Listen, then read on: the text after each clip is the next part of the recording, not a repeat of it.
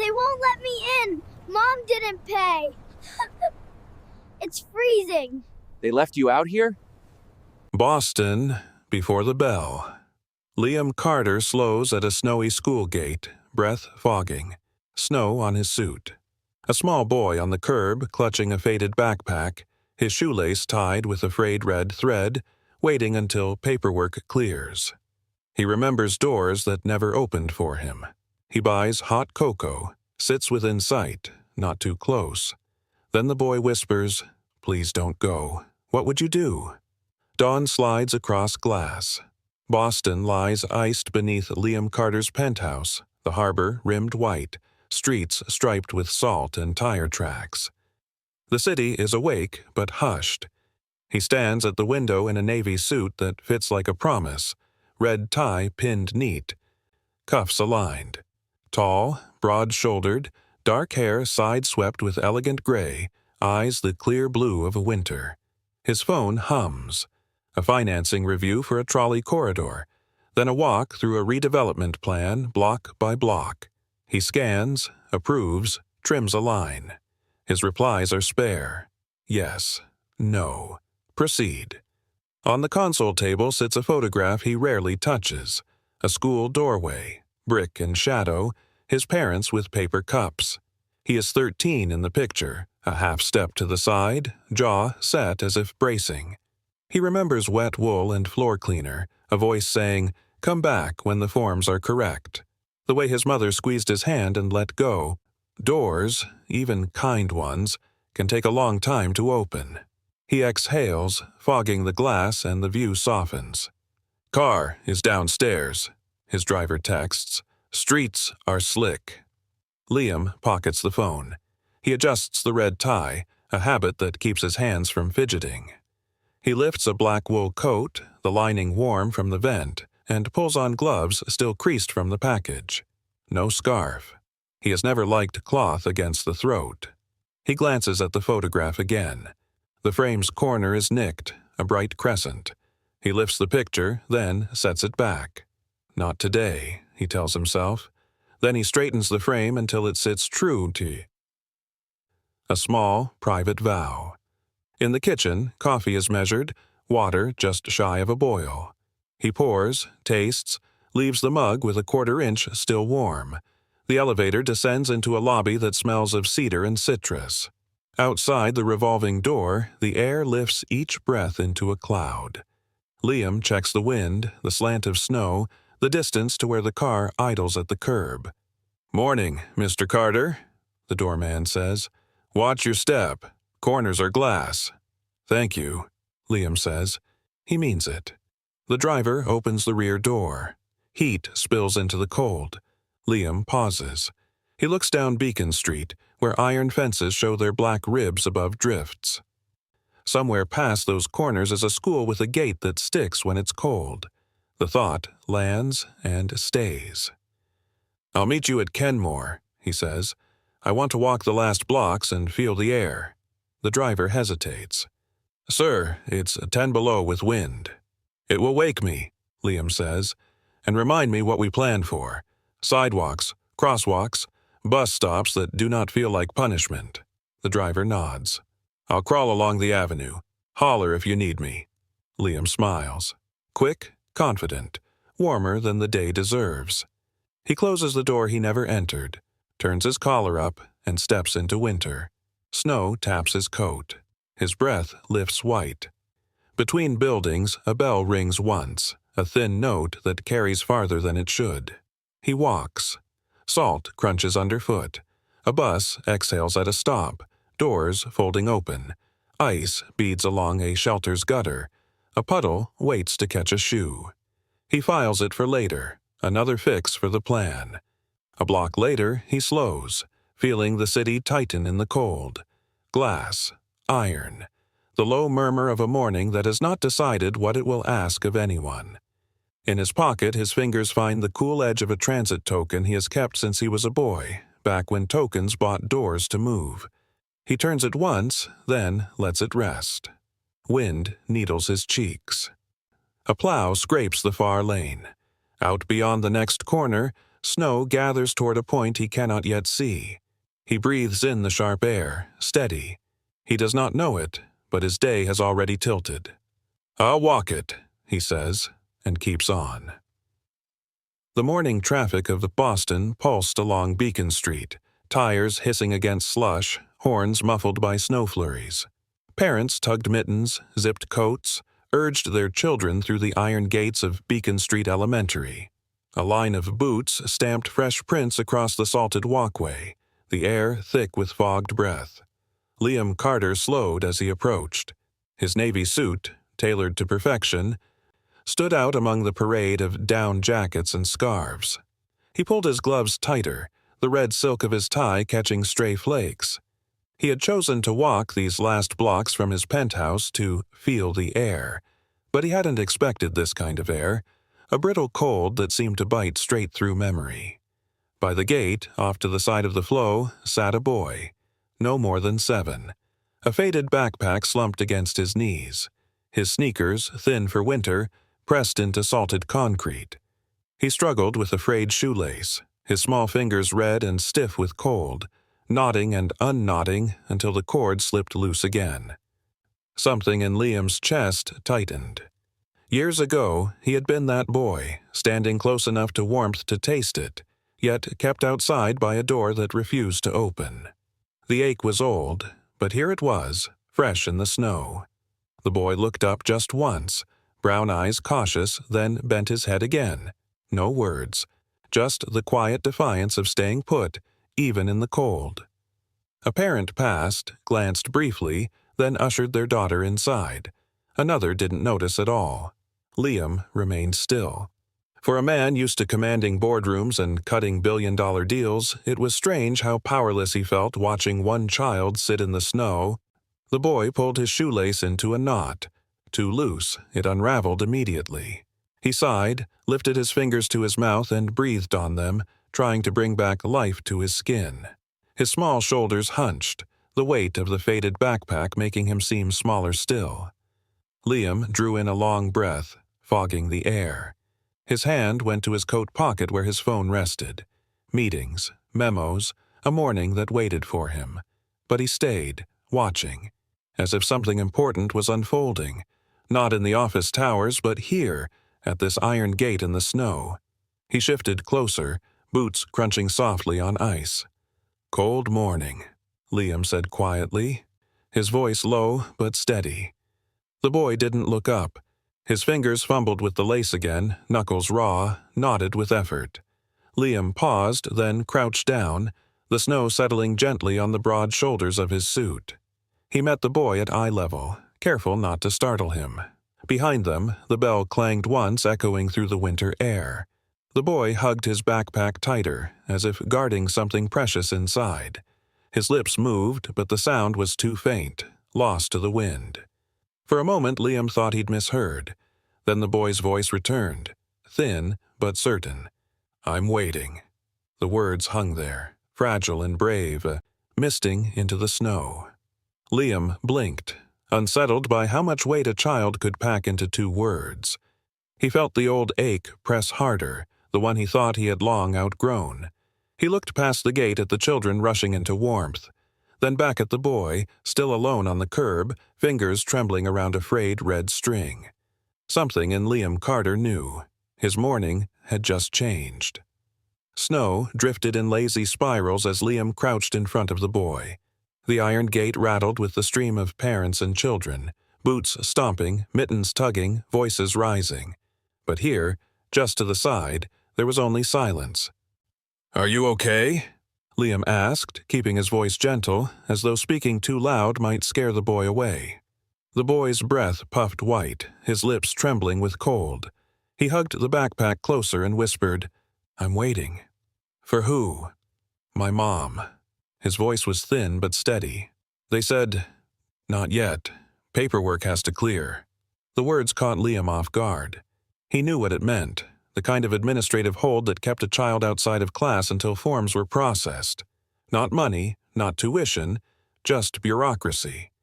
Still, the boy was out here, in the snow, while everyone else streamed past into warmth. Did someone from the office tell you to sit here? Liam pressed, his tone still calm. The boy nodded. They said to wait outside the main flow. A teacher is watching. His eyes flicked briefly toward the glass doors, where indeed an aide hovered, keeping an eye from inside.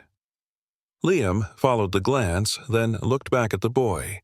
He exhaled slowly, the air fogging between them. That must feel pretty hard. The boy's fingers worked the frayed red shoelace again. His small hands trembled.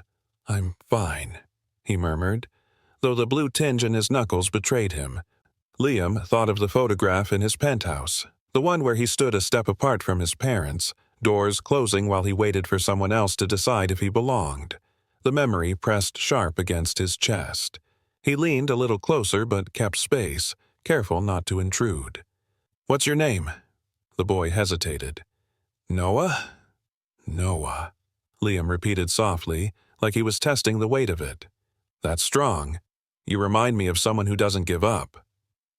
Noah's eyes flicked up, brown and cautious, then quickly down again. He tightened his grip on the backpack. Liam let the silence sit for a moment. Snow tapped the shoulders of his suit, clung to the dark waves of his hair streaked with gray. He should have been in a boardroom by now, scanning plans for transit redevelopment, arguing about zoning permits. Instead, he was kneeling in the snow with a boy who had nowhere else to go. A thought stirred inside him. If someone had sat with him once, when doors refused to open, maybe things would have felt different. "Noah," Liam said carefully, "would it be all right if I wait here too? Just until your mom comes?" The boy's shoulders lifted in a small shrug. He didn't say yes, but he didn't say no. That was enough. From behind the glass doors, the aide noticed Liam, hesitated, then gave a subtle nod. It was clear she recognized him, not just as a stranger, but as someone with weight in this city. Still, Liam made no move to take charge. He only shifted slightly to the side, lowering himself onto the edge of the cold stone step, not too close, not too far. The wind slid between them. Noah sniffed, wiped his nose with the back of his hand. Liam pulled his gloves tighter, resisting the urge to cover the boy's frozen fingers with his own. Boundaries mattered. Visibility mattered. But staying, that mattered too.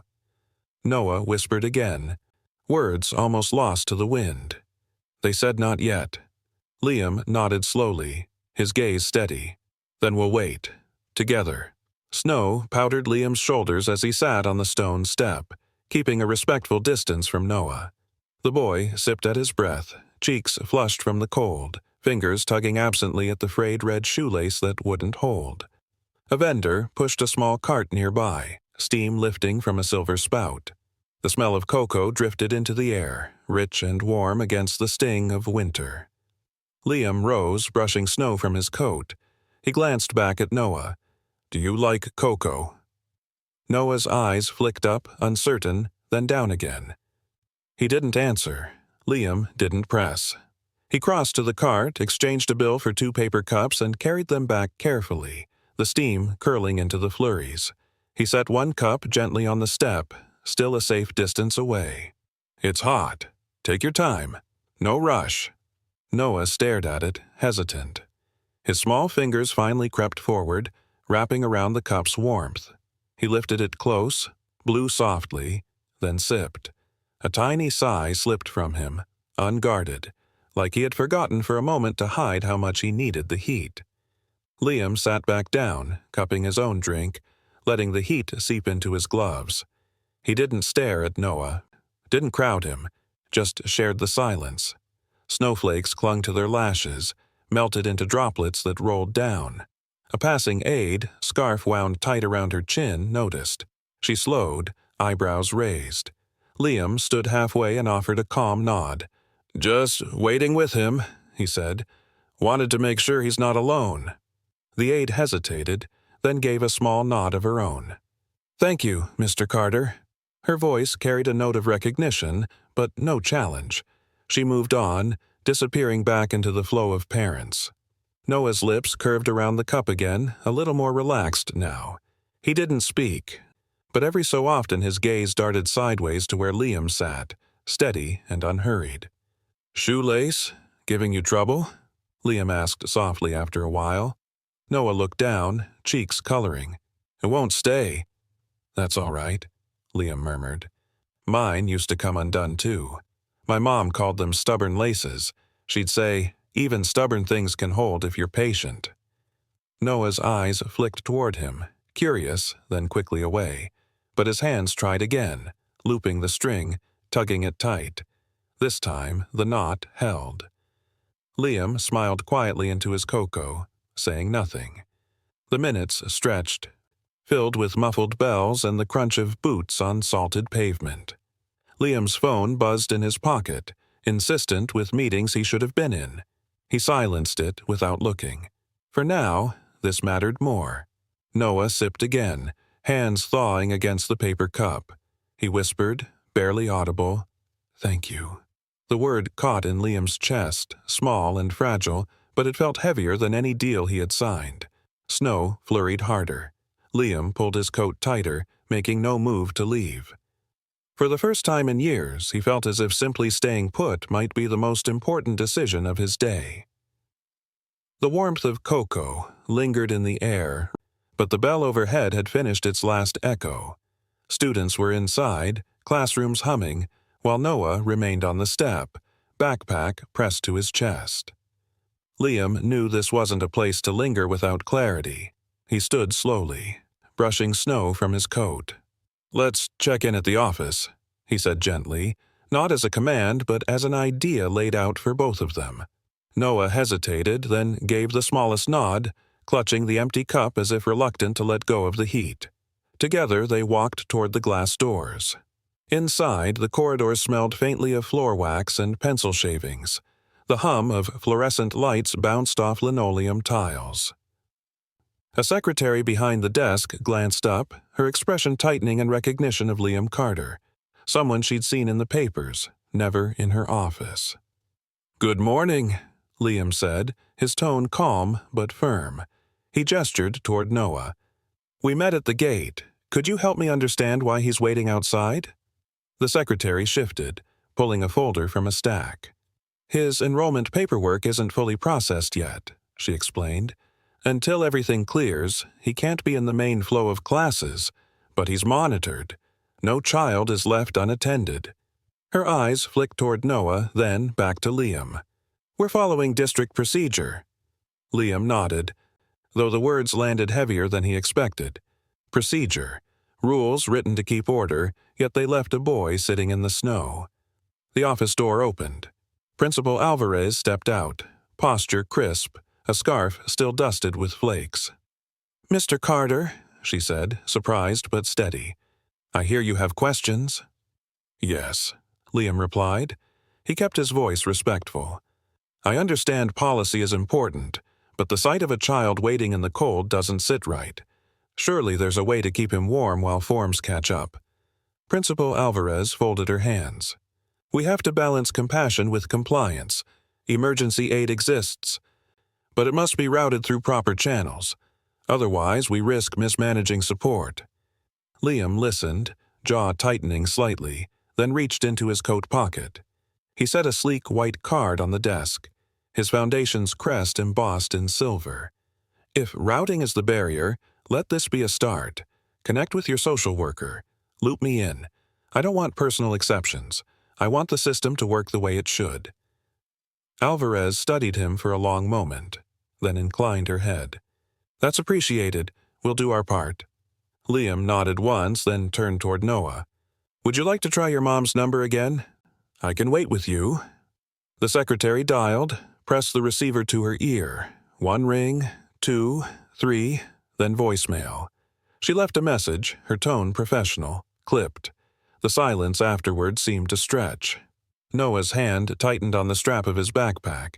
His shoulders curled slightly inward, bracing against disappointment. Liam felt something twist inside him. He adjusted his cufflinks, forcing his voice steady. "Then we'll wait," he said simply. "As long as it takes." He didn't leave another card. He didn't push further. Just a promise to remain present, visible, steady, accountable. In a world that too often left children outside the door, Liam Carter had decided to stand in the hall with him. The office hummed with phones and muffled typing as Liam checked his watch.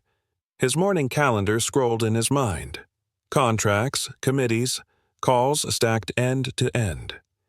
He slid his phone from his pocket, typed 2 words to his assistant. Cancel everything. When he stepped back into the cold, Noah was once again by the gate, his backpack hugged close.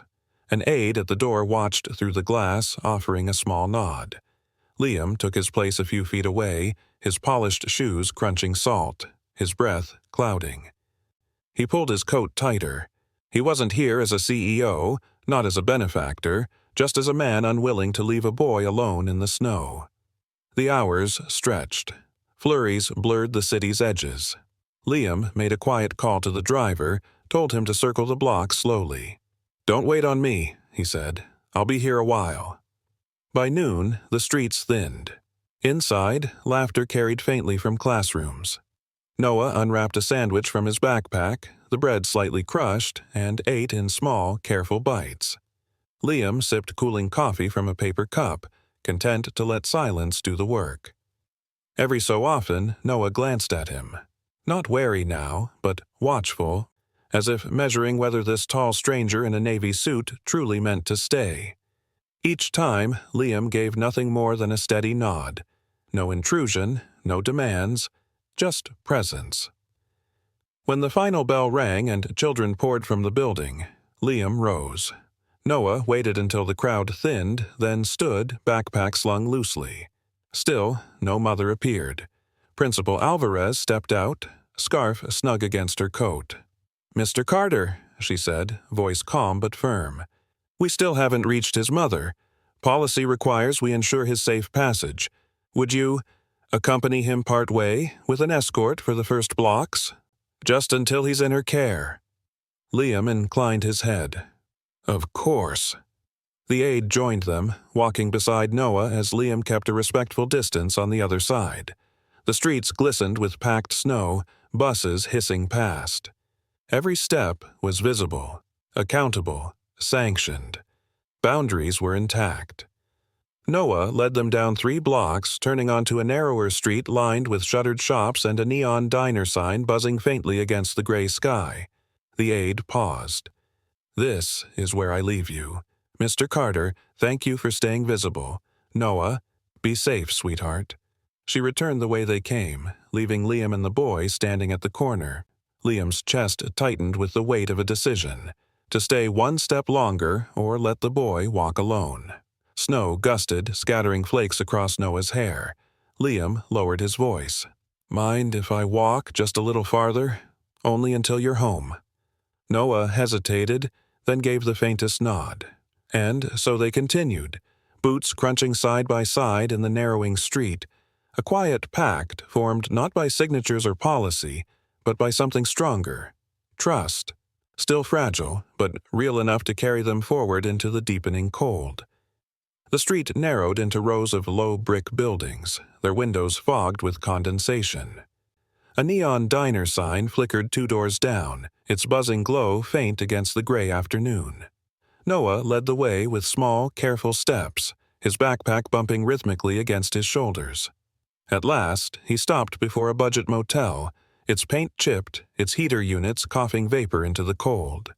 He looked up at Liam, uncertain, then pushed the door open. Inside, the lobby smelled faintly of coffee grounds and bleach. A woman stood behind the counter, her smile tired but kind. "Afternoon, Noah," she said, eyes softening. Then her gaze flicked to Liam in his tailored coat. Surprise registered, but she didn't pry.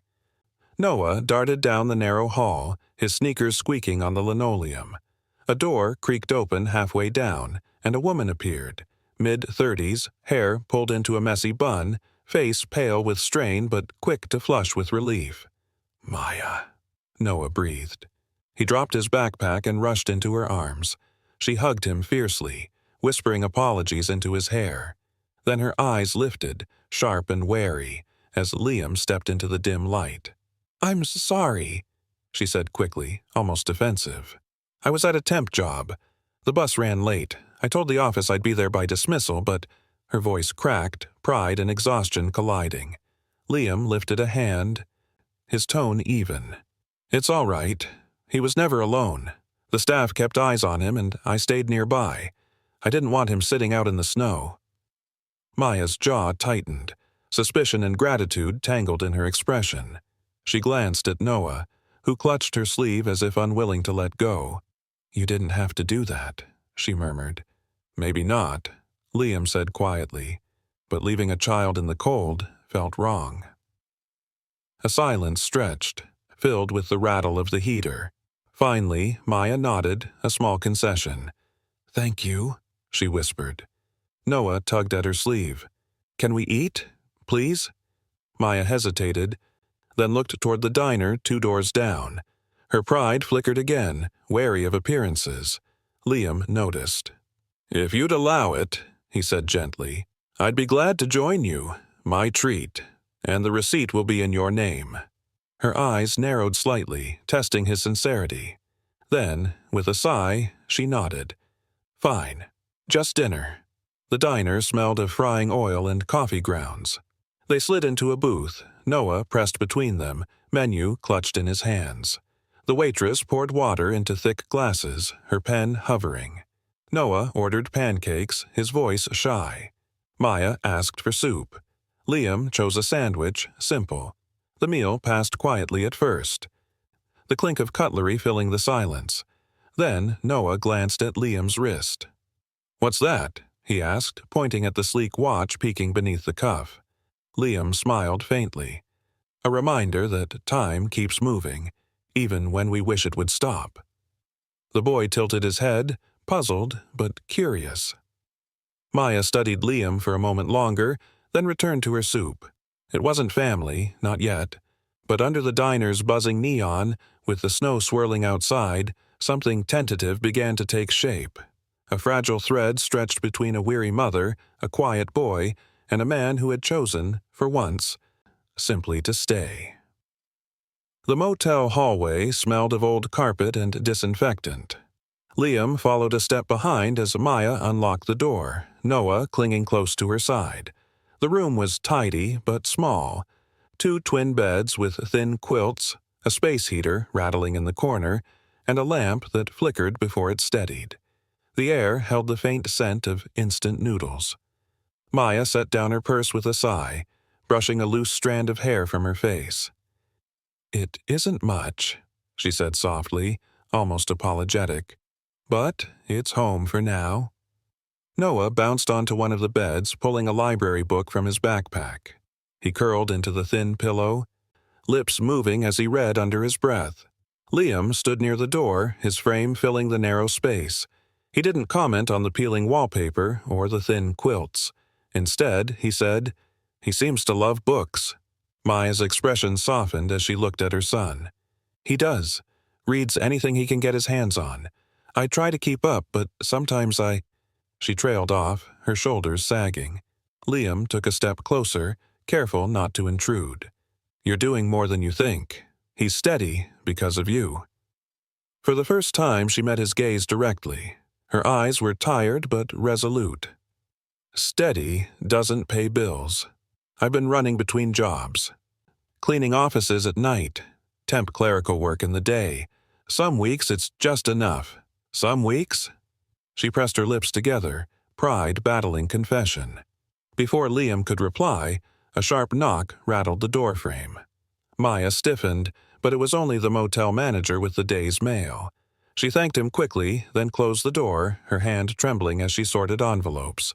A red notice peeked out. Overdue. She tucked it into her purse before Noah could see.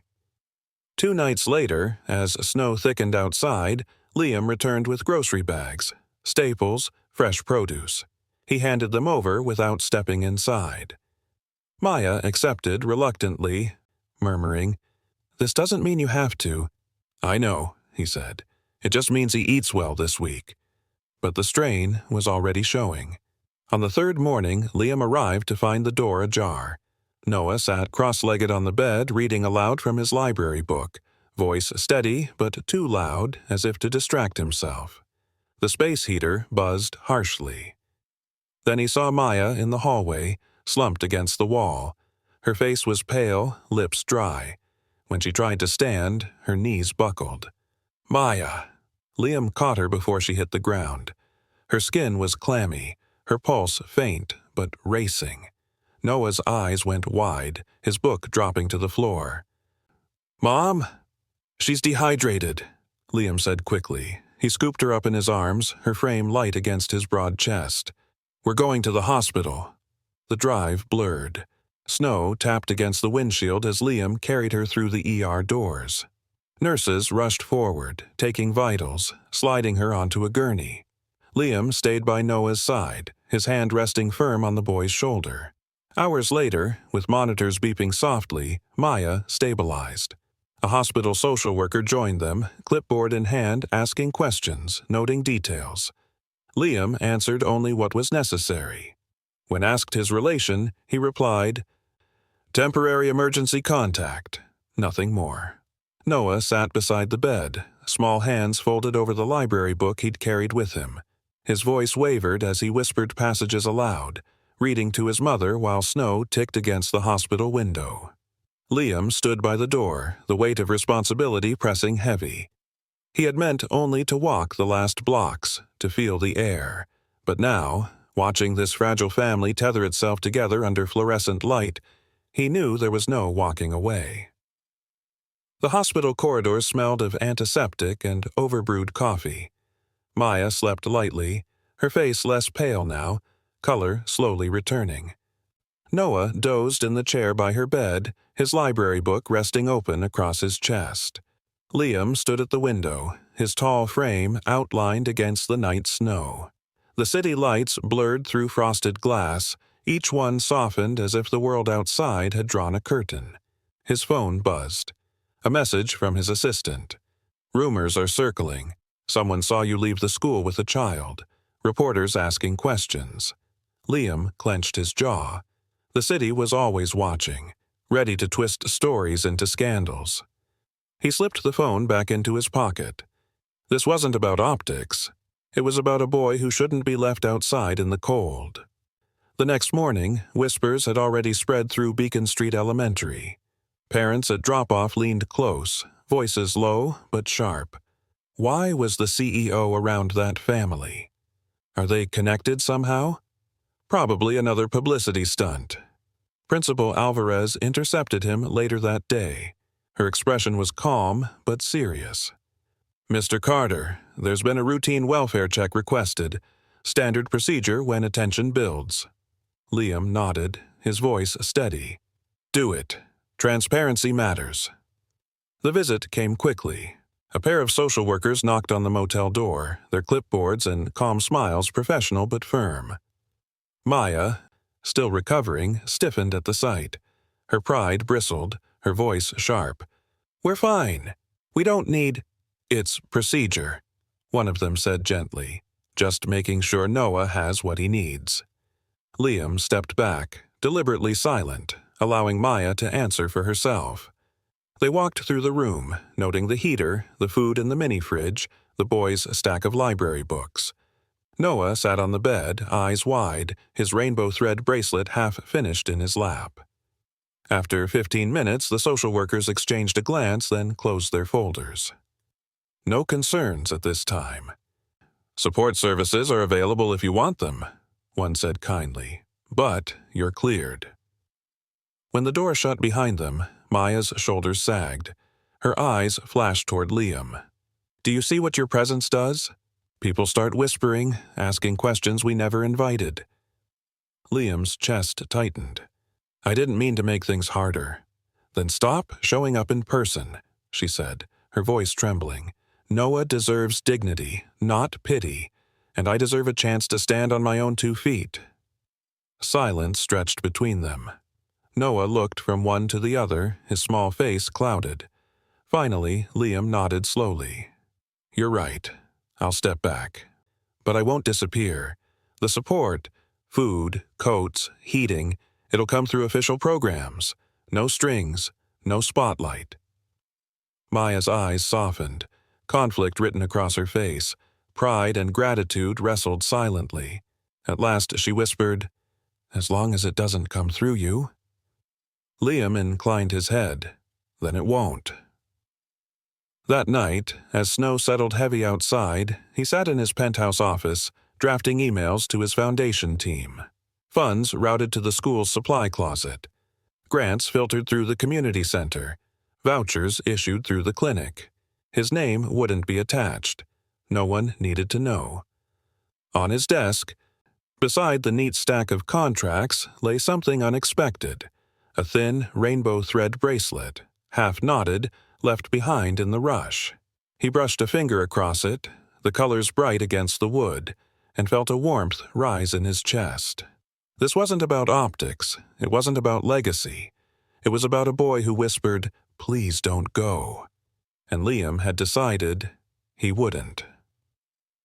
Winter pressed harder on Boston, snow piling along the curbs, wind sharpening every breath. The city's rhythm carried on, but for Liam, the cadence of his days had shifted. No more appearances at the motel or the school gates. He kept his word to Maya. Instead, he built bridges quietly, through channels that wouldn't betray her dignity. At Beacon Street Elementary, a shipment arrived for the school closet. Coats in every size, boots with thick soles, hats, and gloves. Each item logged, tagged, distributed by staff. Among them, one coat in Noah's size, navy blue, lined with fleece. His teacher noticed how Noah slipped into it, how he rolled the sleeves once, smiled faintly, then bent back over his workbook. At the community center 2 blocks away, grocery cards began appearing, tucked into envelopes, stamped with the city's seal. Families received them without fuss. One afternoon, Maya opened an envelope, found the card, and pressed her lips together. Pride wounded, but burden eased. She said nothing, only set it in her purse, later handing it over at the checkout line as if it had always been hers to claim. Through the clinic, vouchers trickled in, transport credits, meal passes. Nothing traced back to Liam. No signatures, no speeches, no photo ops, just small threads woven into a safety net. Maya landed interviews, temp agencies calling with clerical roles near the trolley line. When her old space heater failed, a licensed technician arrived, dispatched quietly, receipts filed through a program. She didn't ask questions. She didn't have to, and Noah watched. He noticed how things shifted, how his mother's shoulders carried less weight, how her sighs grew fewer at night. He noticed, too, how Liam kept his promise, not present in person, but present in care. One evening, in the cramped motel room, Noah worked with colored thread. His small fingers twisted strands of red, yellow, green, blue. Slowly, carefully, he knotted them into a bracelet. The threads tangled twice, but he tried again, patient as always. When Liam stopped by the school office days later, only to meet with Alvarez about district transit funding, Noah found him in the hallway. The boy approached shyly, hand half hidden in his pocket. "I made this," he said softly, holding out the bracelet. Liam bent slightly, his deep blue eyes steady. The boy slipped the rainbow band onto his wrist. It sat snug against Liam's crisp cuff, tucked neatly beneath the red tie he always wore. Liam's throat tightened. "Thank you, Noah. I'll keep it safe." The boy nodded, quiet but certain, then hurried back to class. Liam stood there for a moment longer, the bracelet's colors bright against his skin. It was simple thread, nothing more. Yet it anchored him, pulled him back to a promise he hadn't spoken aloud but carried with him every step. He would stay, quietly, consistently, without demanding thanks. Sometimes change didn't come through grand gestures. Sometimes it came through knots tied patiently, holding stubborn things together. And in that simple loop of thread, Liam Carter felt more bound than any contract he'd ever signed. March winds blew hard against the school's brick walls, scattering old snow into thin, gritty trails. Inside the boardroom, the long table gleamed under fluorescent light. a line of folders waiting neatly in place. Liam Carter stood at the head, taller than most of the members seated around him. He had asked for this meeting without press, without cameras. Just Principal Alvarez, the board, and a few key staff.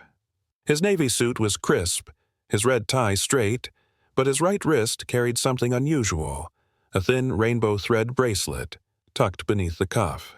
"Thank you for giving me time," Liam began, his deep blue eyes sweeping the room. "I've walked past your gate in the snow.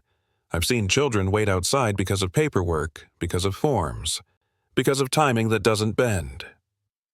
The board shifted uncomfortably. One member cleared his throat. "We can't bypass procedure, Mr. Carter. Safety requires clear enrollment, verified records. I'm not asking you to bypass it." Liam cut in gently, his tone steady. "I'm asking you to improve it." He rested his hands on the table. "When I was 13, I stood outside doors like that, not because I didn't belong, but because the system moved slower than my life did.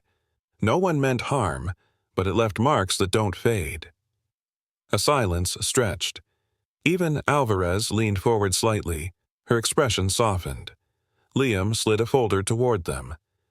Inside, a proposal, Wintergate Protocol. "Same day, keep in class procedure while aid and paperwork complete," he explained. "A rapid response fund for arrears, for transport, for meals, so children don't pay for delays. And parent support hours, led by someone who's walked that path, a liaison." He paused, then added, "Maya could fill that role." Alvarez raised her brows. "The mother?" "Yes," Liam said simply. "She knows the struggle, the forms, the pride, the fear. She'd guide others with dignity, not pity." A murmur rippled around the table. One board member frowned. "And funding?" "My foundation will back it," Liam said. "But not in my name. It will come through standard programs. This isn't about me. It's about children not waiting in the snow." The room grew quiet again. One by one, eyes turned toward Alvarez. She folded her hands, considered, then spoke. "I support this, and I think we owe it to our students to try." A vote was called. Hands lifted, some reluctant, most firm. The motion passed. Liam exhaled slowly, the knot of tension in his chest loosening. He glanced at his wrist, at the bracelet Noah had knotted, threads bound tight. For the first time in years, he felt a door open, not just for one boy, but for every child who might otherwise be left outside, waiting, and he knew this was only the beginning. Spring sunlight filtered weakly through Beacon Street's tall windows, melting the last crusts of snow. In the main office, a new sign had gone up, Family Liaison, Maya Thompson. The title looked modest on paper, but to her it felt like reclaiming ground she'd nearly lost. She sat behind a second-hand desk, stacks of forms neatly organized, a small potted plant pushing out new green shoots. Parents trickled in, nervous, clutching folders. Maya greeted each one with steady warmth, guiding them through transportation requests, lunch aid, rental relief. She explained without condescension, translated legalese into plain words. She knew because she had once stood on the other side, tired, uncertain, desperate for help, but unwilling to be pitied. Noah often waited in the corner with his books, his quiet presence steady. His teachers noticed how he changed, how he lifted his hand to read aloud, voice small but clear, eyes shining when classmates leaned closer to listen. One evening, when the office had emptied, Liam visited quietly. He carried no entourage, no cameras. Just himself, shoulders squared, the rainbow thread bracelet still snug against his wrist. "You've built something important," he told Maya, his voice low but certain. She shook her head, a smile tugging at her lips. "We built it. Your proposal gave me the chance, but the rest, the trust, that comes from families knowing someone like them is here." Liam studied her, respect in his gaze. "And Noah?" Her eyes softened. "He's blooming. For the first time, he doesn't feel like he's standing outside looking in." Liam's throat tightened. He remembered the old photo in his penthouse, himself at 13, standing apart. He thought of the boy's small hands tying the bracelet, of his whisper in the snow, "Please don't go." On his office desk at home, Liam had framed something new, a short note from Noah's teacher. Today, Noah volunteered to read aloud. He smiled when the class clapped. Beside it sat the bracelet, bright threads bound together, a reminder of why consistency mattered. Maya leaned against the desk, folding a form. "It's not easy, you know. Some nights I still wonder if I'll fail, but then I see him, see Noah, and I think, maybe we're finding our place." Liam smiled faintly. "You're not failing. You're showing him what strength looks like." The room grew quiet. Outside, children's laughter drifted through the open window. For the first time in years, Liam felt less like an outsider looking in. He felt as though he'd helped build a bridge, a way in for others, and maybe, finally, for himself. The auditorium smelled faintly of crayons and floor polish, warmed by the buzz of bodies packed into folding chairs. Parents shuffled coats, teachers hushed chatter. Sunlight slanted through tall windows, catching dust motes in golden beams. On stage, a row of students fidgeted, clutching their shoebox dioramas. Noah stood near the end, his faded backpack set neatly at his feet. He held his project carefully, a small shoebox painted pale blue. Inside, a paper school gate stood tall, flanked by cutouts of children. At the center, a stick figure boy wore a tiny red scarf. Beside him sat another figure in a blue suit, folded legs drawn carefully, patient. Maya sat in the audience, her hands clenched together, eyes damp. Beside her, Principal Alvarez leaned forward, expression soft. And just behind them, unnoticed by most, Liam Carter sat tall in his navy suit, the red tie crisp, the rainbow thread bracelet peeking beneath his cuff. The principal tapped the microphone. "Our students have worked hard to share their visions of community." One by one, children stepped forward, explaining their projects. Applause followed each. Then it was Noah's turn. He walked slowly to the microphone, clutching his shoebox. His voice was soft at first, but steady. "This is a gate," he said, pointing to the paper cutout. "Sometimes doors don't open fast. Sometimes you have to wait." He swallowed, glancing at the audience. His eyes found his mother's first. Then, hesitant but sure, they found Liam's. "But while you wait," Noah continued, "someone can sit with you. Even if they can't open the door, they can keep you company, until the key shows up." A hush fell. Parents leaned closer. Teachers stilled. Noah set the shoebox gently on the podium, his small hands lingering a moment on the paper figures. Then he stepped back. Applause began soft, then swelled, filling the room.